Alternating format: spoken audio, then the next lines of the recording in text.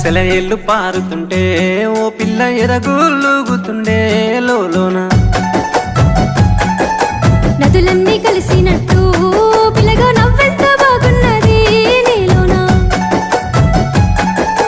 గాజుల సప్పులు గలుగల్లు మోగంగా గజ్జెల పట్టీలు గంటేసి ఆడంగా వరిగడ్డి మోపు ఎత్తి ఓ పిల్ల వయ్యారి నడుము పవే ఈ వేళ సిగ్గు సింగ